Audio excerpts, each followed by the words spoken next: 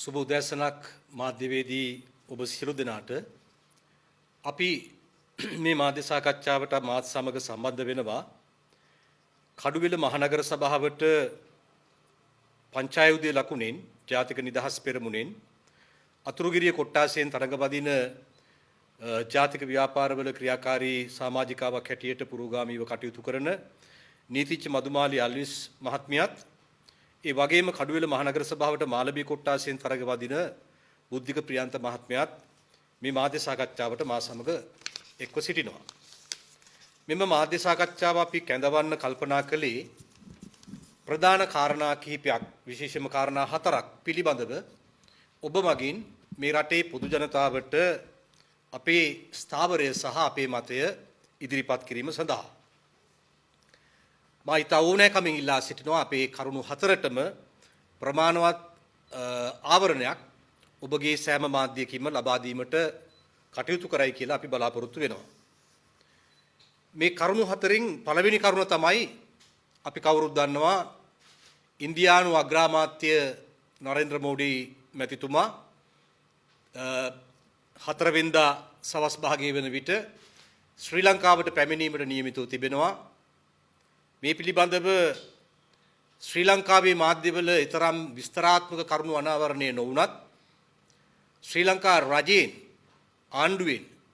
ආණ්ඩුවේ බලධාරීන් මේ පිළිබඳව කරුණු විශාල ලෙස හෝ ප්‍රමාණවත් ලෙස අනාවරණය නොකළත් මේ සංචාරයේදී සිදුවෙන ක්‍රියාදාමය ගැන මම දැක්කා මාධ්‍ය ප්‍රකාශක අමාත්‍යවරයා කියනවා ජයසිරි මා බෝධින් වහන්සේ වැඳ පුදා ගන්නට යනවා ඊළඟට සාම්පූර් විදුලි බලාගාරයේ විවෘත කිරීමේ කටයුතු තව අනුරාධපුරයේ මොකක් හරි දුම්රිය මාර්ගයක් විවෘත කිරීමේ කටයුත්තක් ඒ වගේ අර ටිකක් මේකේ තියෙන සැරසිලි කාරණා ටික තමයි වැඩිපුර අවධාරණය කළේ ඊට අමතරව බලශක්තියට අදාළ ගිවිසුම් දෙකකුත් ඩිජිටල් කරණයට අදාළ ගිවිසුමකුත් ඒ වගේම මට මතක හැටියට සෞඛ්‍ය ශාස්ත්‍රයට අදාළ ගිවිසුමකුත් නිකන් යන ගමන් අගට අන්තිමට කිව්වා හිමීට ආරක්ෂක ගිවිසුමකුත් කියලා.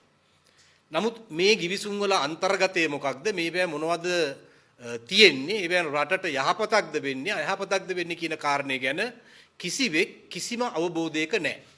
අපි හොයලා බැලුවා මෙම තීරණාත්මක ගිවිසුම් 5ක් තියෙනවා. ඇත්ත වශයෙන්ම ජනමාධ්‍ය අමාත්‍යවරයා කැබිනට් ප්‍රකාශකවරයා හැටියට කරන ලද ප්‍රකාශය අනුවත් ඉන්දියානු මාධ්‍ය වලින් කර තිබෙන අනාවරණයන් අනුවත්. මොකද ඉන්දියානු මාධ්‍යවල ලංකාවෙන් අනාවරණය නොවුණු ගොඩක් තොරතුරු ඇතුළත් වෙලා තිබුණා පෞකේ දින කීපේ. ඇතැම් ඉන්දිය මාධ්‍ය වාර්තා කළා නරේන්ද්‍ර මෝඩි අග්‍රාමාත්‍යවරයා ශ්‍රී ලංකා සංචාරයේදී 1987 ඉන්දු ලංකා ගිවිසුමෙන් පසුව ඉන්දියාවට වඩාත් වැදගත් වන ගිවිසුමකට අත්සන් තබනවා ඒ ආරක්ෂක සහයෝගිතා ගිවිසුමක් කියලා. ඒ වගේම එම මාධ්‍ය පෙන්වා දී තිබුණා නැගී එන චීන මිලිටරි බලයට මුහුණ දීම සඳහා මෙම ආරක්ෂක ගිවිසුම ඉවහල් වනු ඇතැයි ඉන්දියානු මාධ්‍ය මගින් විශ්වාසය පළ කොට තිබුණා. එතකොට දැන් අපි හොයලා බැලුවා මේ ඊටාම තීරණාත්මක ගිවිසුම් පාර්ලිමේන්තුවට ඉදිරිපත් කරලා නැහැ. මහ ජනතාව දන්නේ නැහැ. ආණ්ඩු පක්ෂය හෝ විපක්ෂයේ മന്ത്രിවරු දන්නේ නැහැ අන්තර්ගතයේ මොනවද තියෙන්නේ කියලා. අමාත්‍ය මණ්ඩලයට දීලා තියෙන්නේ පොඩි බ්‍රීෆින් නෝට් එකක් විතරයි. ඒ කියන්නේ සංක්ෂිප්ත පැහැදිලි කිරීමක් විතරයි. ඒ සංක්ෂිප්ත සටහනකින් පුළුවන් ද මේ ගිවිසුම් වලින් වෙන්නේ රටට යහපතක්ද අයහපතක්ද කියලා කෙනෙකුට නිගමනයකට එන්න. ඔය සංක්ෂිප්ත සටහන් වලින් කරන්නේ ඒකේ තියෙන මොන හරි ධනාත්මක කාරණයක් තියෙනවා නම් ඒක අතිශයෝක්තියෙන් හුවා දැක්වීම පමණයි. එහෙම නැතුව ඒකෙන් වෙන අගතිදායක බලපෑම ගැන ඔය කියන සංක්ෂිප්ත වාර්තා වලින් කවර වෙසකින්වත් පෙන්වා දීමක් වෙන්නේ නැහැ. මීට කලින් පැවතිච්ච ආණ්ඩු ඒ කියන්නේ මේ පුනරුදයට පෙර పూర్ව පුනරුදාවදී පැවති ආණ්ඩු මේ විදියට කටයුතු කරා. අමාත්‍ය මණ්ඩලයට ඒ ගිවිසුම් ඉදිරිපත් නොකොට අමාත්‍ය මණ්ඩලයේ අනුමැතිය නොගෙන රටට හානිකර අගතිදායක ලෙස දිගුකාලීනව විපත්තිදායක ලෙස බලපාන ගිවිසුම් විවිධ රටවල් එක්ක වෙළඳ හෝ ආරක්ෂක හෝ වෙනත් ගිවිසුම් අත්සන් කරාම එදා විපක්ෂයේ හිටපු ජනතා විමුක්ති පෙරමුණ පැහැදිලිවම විවේචනය කළේ ඒ ඊට බරපතල වැරද්දක් එමගින් සිදුවෙන්නේ බරපතල අගතියක් බරපතල හානියක් කියලා. ඒ කියන්නේ අමාත්‍ය මණ්ඩලයටත් ඉදිරිපත් නොකොට මෙහෙම කරන එක වැරදි කියන එක තමයි ඔවුන්ගේ මතය වුණේ. ඒ පූර්ව පුනරුද්ධ යුගයේ දැන් මේ නූතන පුනරුද්ධ යුගයේ මොකද වෙලා තියෙන්නේ? තත්කාලීන පුනරුද්ධ යුගයේ වෙලා තියෙන්නේ ඒකම තමයි. අඩු ගානේ ඇමති මණ්ඩලයටවත් ගිවිසුම් පෙන්නලා නැහැ. ඇමති මණ්ඩලයේ ඉන්න කිසිම ඇමති බබෙක් මේ එක ගිවිසුමක්වත් දැකලා නැහැ. එතුමන්ලා අර සංක්ෂිප්ත සටහනට බ්‍රීෆින් නෝට් එකට බලලා සාදු සාදු කියලා සාදුකාරයක් දීලා තියෙනවා. දැන් බලන්න නීතිපති අනුමත කරා කියලා තියෙනවා. අපි දන්නේ නැහැ නීතිපති අනුමත කරා කියලා තියෙනවා මේ කැබිනට් එකට දාපු මේ බ්‍රීෆින් නෝට් එකේ. දැන් බලන්න ආරක්ෂක සහයෝගිතා ගිවිසුම කැබිනට් එකට දාලා නැහැ. ඩිජිටල් කරණයට අදාළ ගිවිසුම කැබිනට් එකට දාලා නැහැ. ඒ වගේම බලශක්තියකට අදාළ ගිවිසුම් කැබිනට් එකට දාලා නැහැ. දැන් මේ මොකද්ද වෙන්නේ? දැන් මෙතන අපි දන්න විදිහට විදුලිය අතින් ශ්‍රී ලංකාව සහ ඉන්දියාව ඒකාබද්ධකරණයට අදාළ ගිවිසුමක් තමයි ඔය බලශක්ති ගිවිසුමෙන් දෙකෙන් එකක්. අනික තෙල් නලයෙන් තෙල් වලින් ඒ කියන්නේ ප්‍රධාන බලශක්ති මාධ්‍ය තෙල් වලින් ඉන්දියාව හා ලංකාව ඒකාබද්ධ කිරීම තමයි අනෙක් එක ගිවිසුමක්. මේ එකක්වත් අමාත්‍ය මණ්ඩලයක මිනිහෙක්වත් දැකලා නැහැ. බ්‍රීෆින් නෝට් එකක් විතරයි දැකලා තියෙන්නේ. මීට කලින් මෙහෙම දෙයක් වුණාම පොළොවේ පස් කන කට්ටිය ඇයි මේ රටේ අනාගතයට බලපාන මෙහෙම ගිවිසුම් මේ හංගම් කරන්න කියලා අහන උදවිය තමන්ගේ අතීත භාවිතාවටම පස්සහරවලා ඔවුන්ම කියපු ඒ කැත සම්ප්‍රදාය පිළිකුල් කටයුතු සම්ප්‍රදාය තවදුරටත් එලිසිම පවත්වාගෙන යනවා. දැන් මේ විශේෂයෙන්ම මේ ගිවිසුම් බොහෝමයක් එදා 87 ඉන්දු ලංකා ගිවිසුමටත් වඩා බරපතලයි කරුණු හරියට අධ්‍යයනය කරලා බැලුවොත්.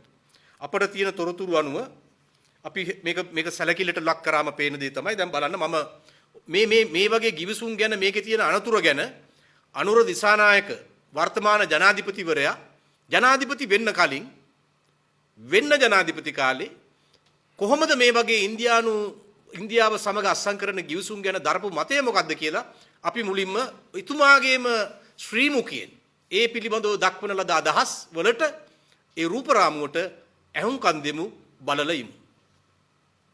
අනිල් වික්‍රමසිංහ ගියා ඉන්දියාවට. ඉන්දියාවත් එක්ක යම් අවබෝධතා ගිවිසුමක් එකඟතා ගිවිසුමකට එළඹුණා. අනිල් වික්‍රමසිංහ පහුගියදා ගොස් අත්සන් කරපු ගිවිසුම මොකක්ද? ඉන්දියාව සමග විදුලි රැහන් පද්ධතිය සම්බන්ධ වූ රටක්. ඉන්දියාව සමග තෙල් සහ ගෑස් නල පද්ධතියෙන් සම්බන්ධ වූ රටක්. ඉන්දියාව සමග මුදල් ඒකකයෙන් සම්බන්ධ වූ රටක්. ඉන්දියාව සමග සංස්කෘතිය ලෙස සම්බන්ධ වූ ජනතාවක්. ඉන්දියාව සමග ගුවනින් ගොඩබිමින් මුහුදෙන් සම්බන්ධ වූ රටක්.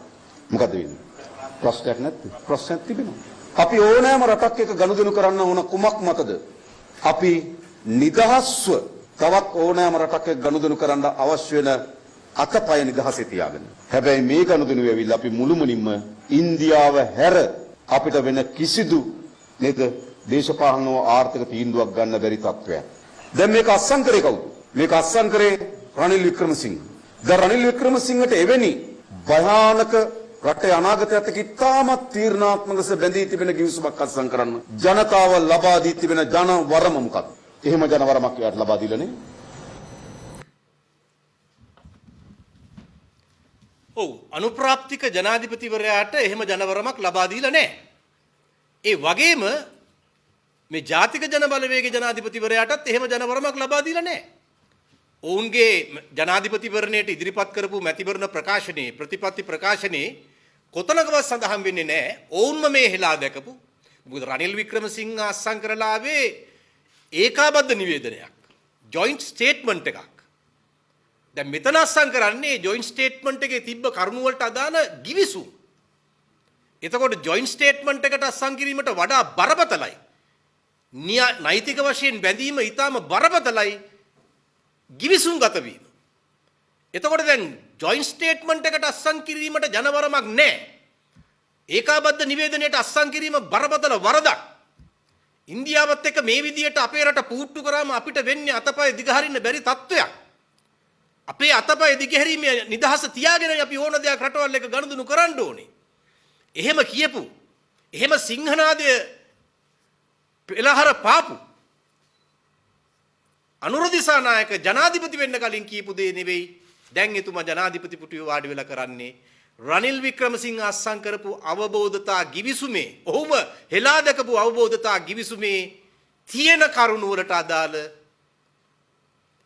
ගිවිසුම් අවබෝධතා ගිවිසුමේ නෙවෙයි රනිල් වික්‍රමසිංහ අත්සන් කරපු ඒකාබද්ධ නිවේදනයේ සමාවෙන්න. ඒකාබද්ධ නිවේදනයේ තියෙන කරුණු වලට අදාළ අවබෝධතා ගිවිසුම් තමයි දැන් අනුර දිසානායක ජනාධිපතිවරයාගේ ආණ්ඩුව අත්සන් කරන්න යන්නේ.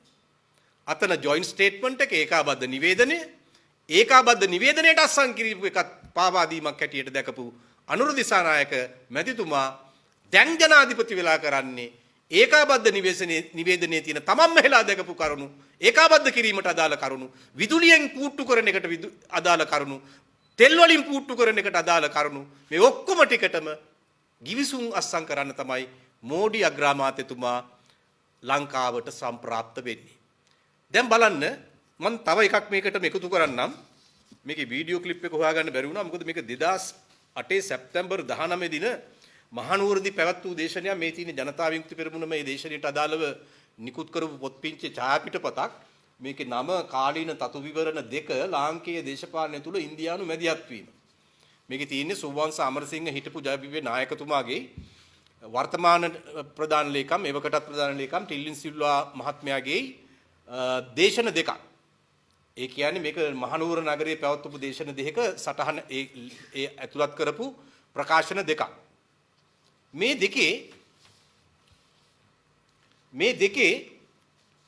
දෙකේ දැන් ඔයගොල්ලන්ට පේනවා මෙන්න මේ ටිල්ලින් සිල්වා මහත්මයා කියනවා මෙන්න මෙහෙම ටිකක් දිගයි මම ඒ වුණාට මේක කියනවා මේක තේරුම් ගන්න වැදගත් නිසා. ඊළඟට එතනින් නතර වෙලත් නැහැ. තෙල් වලින් නතර වෙලා නැහැ. ඒ කියන්නේ මේ තෙල් කැණීම් ගැන කියන්නේ. මේ ප්‍රශ්නේ මේක දික් වෙනවා. මොකක් සඳහාද? විදුලිය දක්වා දික් වෙනවා. දැන් තෙල් සම්පත ගොඩ ගැනීමේ අයිතිය ඉන්දියාවට දීලා තියෙන අතරම දැන් ගිවිසුමක් අත්සන් කරනවා ඉන්දියාවත් එක්ක ඒ ලංකාවට විදුලි බලය ගන්න ඉන්දියාවෙන් තමුන්නාන්සල සමහර විට දකින්නත් ඇති.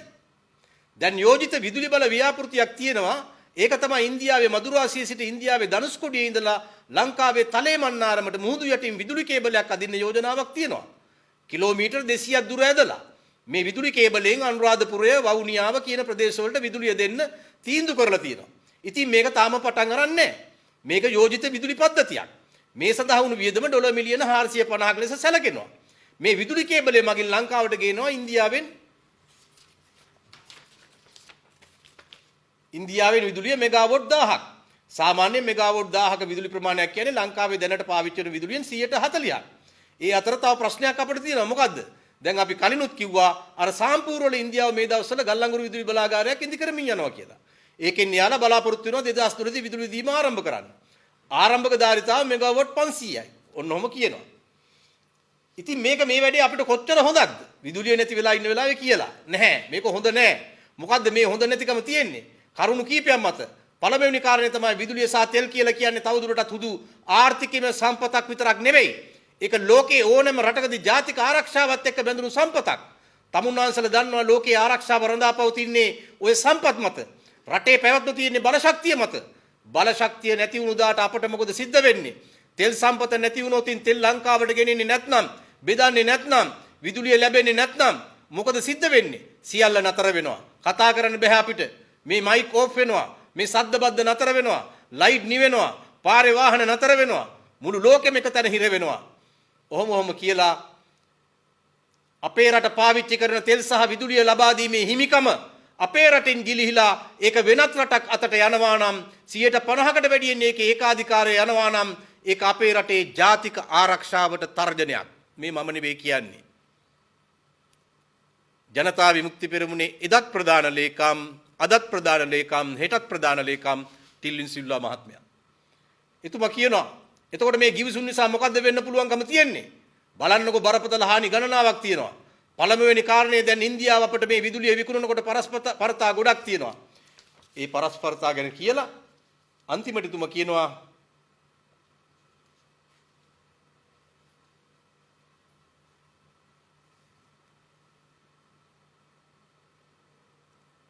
ඒ නිසා මේක ඊටමත් බරපතල අපරාධයක්, වැරද්දක්. අපි අපේ ස්වෛරීත්වය, අපේ ආර්ථික ස්වෛරීත්වය ඉන්දියාවට පාවා දෙනවා.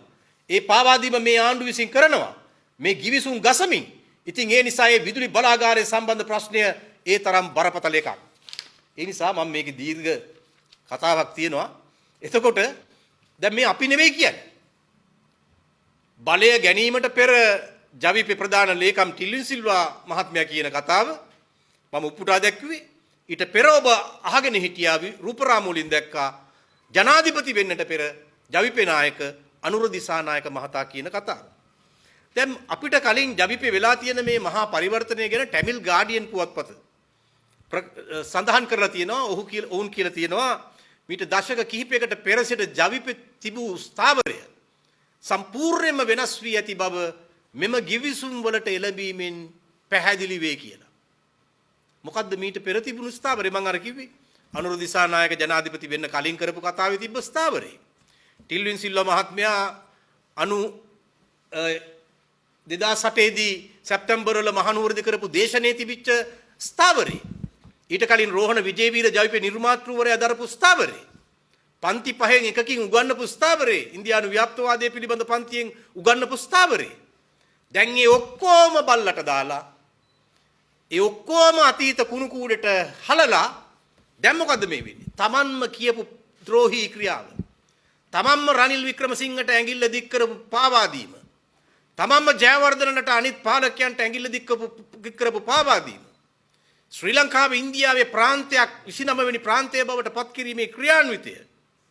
මේක වුණා මීට කලින් සිකීමේට. සිකීමේ හිටිය ලෙන්ඩබ් ජෝසප් කියලා එක්තරා දේශපාලන නායකයෙක්. ඔහු ඉල්ලුවා මැතිවරණයට. මැතිවරණයෙන් පෙරදුනා. පෙරදුනාම රෝ සංවිධානයේ මැදිහත් වෙලා සිකීමේ අරගලයක් පටන් ගත්තා. එහෙ හිටපු රජුට බලගලා ඡන්දය දූෂිතයි නැවත ඡන්දය තියන්න කියලා. ඡන්දය තිබ්බා රජු ඒකට අසරණ වුණා. ඡන්දය නැවත තිබ්බා. ඊටාම දූෂිත ක්‍රම මගින් ලෙන්ඩබ් ජෝසප් නැවත ඒ දෙවෙනි ඡන්දෙන් බලයට ගෙනාවා. ගෙනල්ලා මාස කිහිපයක් ඇතුළත ස්වාධීන ස්වෛරී සිකීමය ඉන්දියානු ප්‍රාන්තයක් බවට පත් කරන ගිවිසුමට අත්සන් කළා. ඒ ගිවිසුමට අත්සන් කළ ලෙන්ඩබ් ජෝසප් ආණ්ඩුකාරයා බවට පත් වුණා. අන්තිමට මොකද උනේ? අවුරුදු ගාණක් ගියාට පස්සේ සිකීමේ පක්ෂ විපක්ෂ දේශපාලන පක්ෂ ඔක්කොම එකතු වෙලා තීරණය කළා ඉන්දියාවේ ප්‍රාන්තයක් වෙලා ඉඳලා අපට සුගතියක් නැහැ. අපි චීනේ ප්‍රාන්තයක් බවට පත් වෙනවා කියලා. ඒ යෝජනාව සිකීම පාර්ලිමේන්තුවට ගේන්න තීරණය කළා. ඒ වන විටත් තෙල් නලේ එන්නේ ඉන්දියාවෙන්, විදුලි කේබලේ එන්නේ ඉන්දියාවෙන්. ඉන්දියාව මේ බව දැනගත්තා. සිකීමේ ගන්න යන තීන්දුව දැනගත්තා. ඒක වළක්වන්න මොකද කරේ? තෙල් නලය අක්‍රිය කළා, විදුලිය කේබලය අක්‍රිය කළා. සිකීමේ කළුවර වුණා, තෙල් නැති වුණා, පෝලිං ඇති වුණා. අර යෝජනාව විසි වුණා, අතුරුදහන් වුණා. අන්න කිසියම් රටක ස්වෛරීත්වයට බලපෑම් කරන්න බලශක්තියට මොනතරම් හැකියාවක් තියෙනවද? අපි 40-50ක් ඉන්දියාවේ තෙල් නලයකින් විදුලියෙන් යැපෙන්න ගියොත්, ඉන්දියාව අකමැති තීරණයක් ගන්න මේ රටේ ජනතාව ඉල්ලා හිටියොත්, ඒ කියන්නේ ඉන්දියාවට ගහන තීරණ නෙවෙයි, නමුත් මේ රටේට අවශ්‍ය තීරණයක්. ඒක කරන්න හම්බ වෙන්නේ නැහැ. තෙල් නලයයි විදුලි කේබලයයි දෙකම පාවිච්චි වෙනවා මේ රටේ ස්වෛරී භාවය මරන්න, දඬු කදේ ගහන්න. එතකොට මේක ඉතිහාසයේ සරදම තමයි මෙවැනි අනතුරු පිළිබඳ අවදානම පිළිබඳව කාටත් වඩා වැඩියෙන්, කාටත් වඩා කලියෙන් මේ රටට අනතුරු අඟවපු දේශපාලන ව්‍යාපාරයක වර්තමාන නායකයා ජනාධිපති වෙලා ඉන්නකොට මේ පාවාදීමේ ඉතාම බරපතල ක්‍රියාදාමය සිදු වෙන එක. දැන් බලන්න ආරක්ෂක ගිවිසුම කියන්නේ දැන් අපි දන්නවා කොඩ් කියන මේ ඉන්දු පැසිෆික් කලාපයේ ඉන්දියාව, ජපානය, ඕස්ට්‍රේලියාව, ඇමරිකා එක්සත් ජනපදය මේ රටවල් හතර හදාගෙන තියෙනවා එක්තරා ආකාරයක මිලිටරි සන්ධානයක්. මේකට හඳුන්වනවා අපි දේශපාලනයේදී ආසියාවේ නේටෝ එක කියලා. මේකට කියන්නේ ජනප්‍රිය යෙදුම කොඩ්. එතකොට මේ කොඩ් කියන එකමුතුවේ ඉන්නවා ඉන්දියාව. ඒකෙන් කරන්නේ චීනය ඉන්දු පැසිෆික් කලාපයේ චීනයේ අවිබලය ප්‍රසාරණය වෙන එක වළක්වන්න මේ රටවල් හතර එකට ඒකාබද්ධව කටයුතු කරනවා. චීනයට එරෙහිව. දැන් අපි හේව් ඉන්දියාවත් එක්ක අපි ගිහිල්ලා ආරක්ෂක ගිවිසුමකට බැඳුනම අපි නොදැනුවත්වම ඉන්දු පැසිෆික් කලාපයේ චීනයට එරෙහිව අර රංචු ගහිලා ඉන්න කල්ලියේ සමාජිකයෙක් වෙනවා. අනාගතේ දැනටම වෙළඳ යුද්ධ පටන් අරන් තියෙන්නේ. ඔය ටැරිෆ් කියලා දාගෙන යන්නේ ඇමරිකා එක්සත් ජනපදයේ තොග වශයෙන් බදු ගහගෙන යන්නේ වෙළඳ යුද්ධේ. දැන් වෙළඳ යුද්ධේ ඊට එහාට යන යුද්ධයක් බවට පෙරළුනොත්, ආයුධ වලින් කතා කරන යුද්ධයක් බවට පෙරළුනොත්, ඒ අනුන්ගේ යුද්ධයකට පරිප්පු ගන්න වෙන්නේ අපිට. අපි ඉන්දියාවත් එක්ක ආරක්ෂක ගිවිසුමක් ගහලා තියෙනවා. ඒකෙන් අපි වක්‍ර ලෙස කොඩ් එකත් එක්ක පැටලිලා තියෙනවා. එතකොට චීනයට එරෙහි බලකඳුරේ මේකේ අපි ඉන්න ඕනේ කොහෙවත් බලකඳුරක නෙවෙයි. අපි නිෂ්ක්‍රියව ඉන්න ඕනේ. අපි මැද ඉන්න ඕනේ. එහෙම නැතුව අපි මේකේ එක්කෝ වෙනත් බලකඳුරක ගැත්තෙක් වුණොත් ඍජුව හා වක්‍ර වේකේ හවුල්කාරයෙක් වුණොත් ඒකෙන් සිද්ධ වෙන්නේ අපි ඊටාම බරපතල ලෙස අවදානමකට ලක් වෙනවා.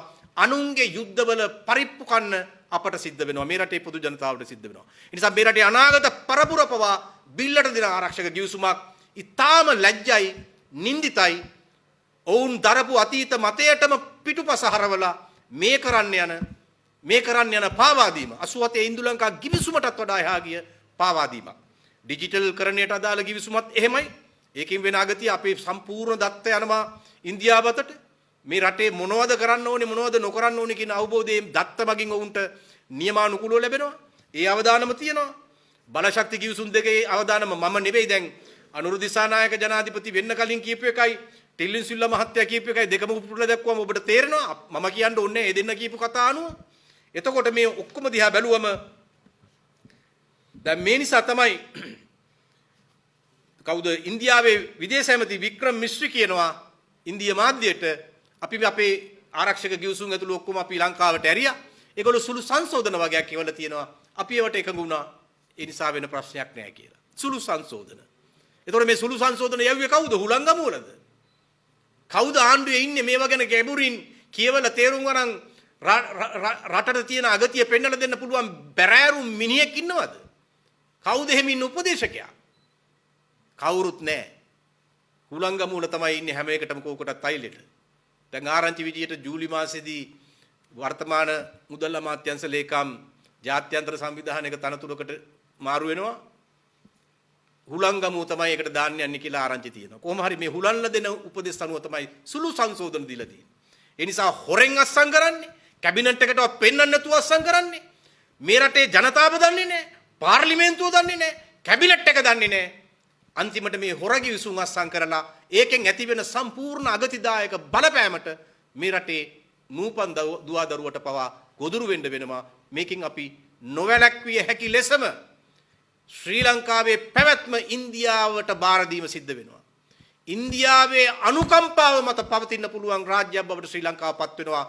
මේකේ ඊළඟ ප්‍රතිඵලය තමයි සිකීමේට සිද්ධ වෙච්ච ඉරණම 29 වෙනි ප්‍රාන්තය බවට ශ්‍රී ලංකාව පත් කර ගැනීම තමයි මේකේ ඊළඟ ක්‍රියාදාමය වෙන්නේ. කොඩ් එකේ ඉන්න බලවතුන්ටත් එක්සත් ජනපදයටත් ඕනේ. ඔබට මතක ඇති මීට පෙර 2023 වික්ටෝරියා නූලන් ලංකාවට ඇවිල්ලා ඊට පස්සේ ඉන්දියාවට ගියා.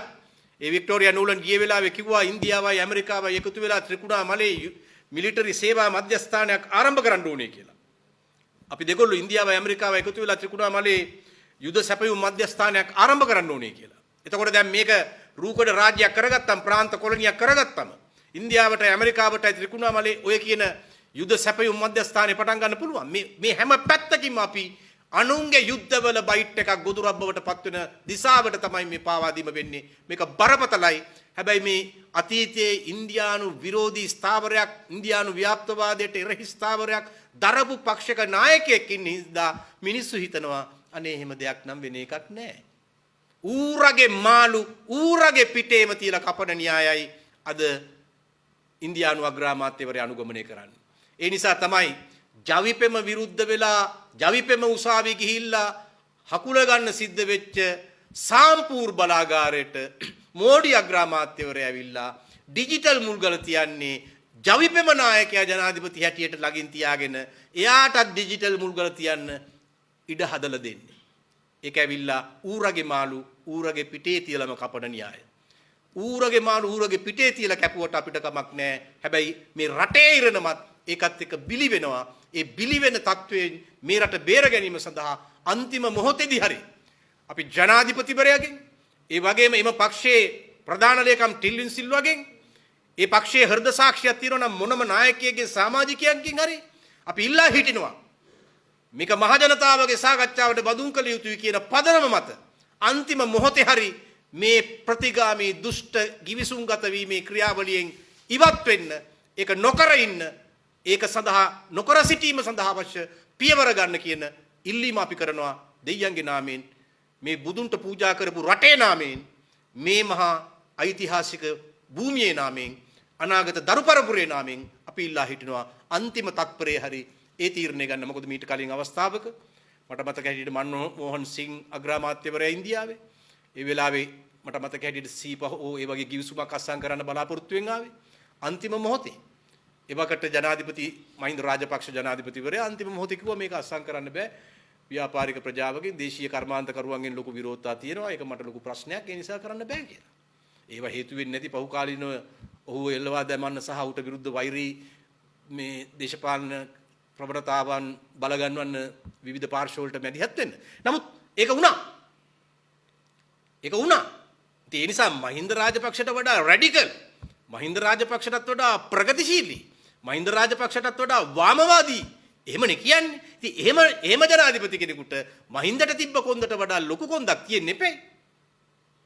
ඉතින් අන්නේ කොන්ද තියෙනවා නම් මහින්ද එදා කරපු වැඩේ මහින්දටත් වඩා හොඳට මෙදා කරලා පෙන්වන්න මේ රටට හානි කර මේ ද්‍රෝහී විශේෂයෙන්ම ආරක්ෂක කිවිසුම ඩිජිටල් කරන කිවිසුම ඇතුළු මේ අර ඕන්ම කියන විදුලි කේබලයෙන් තෙල් නලයෙන් මේ රට ඉන්දියාව මත යැපෙන තත්වයකට පත් කරන ඒ කිවිසුම් වලින් වහාම කිවිසුම් වලට අස්සන්න තබා අන්තිම තත්පරේ හරි ඒක නොකර ඉන්න අදිෂ්ඨානය පහළ වේවා කියලා අපි ප්‍රාර්ථනා කරනවා. එහෙම නොවුනොත් මේ රටේ පොදු ජනතාව තමන් වටන ලද මේ භයානක විපතේ ගැඹුර සහ පළල තේරුම් කරගනිමින් මේන් එළියට එන පාර නිර්මාණය කරගන්න ඉදිරියට ආයුතුයි කියන අවධාරණය කිරීම අපි කරනවා.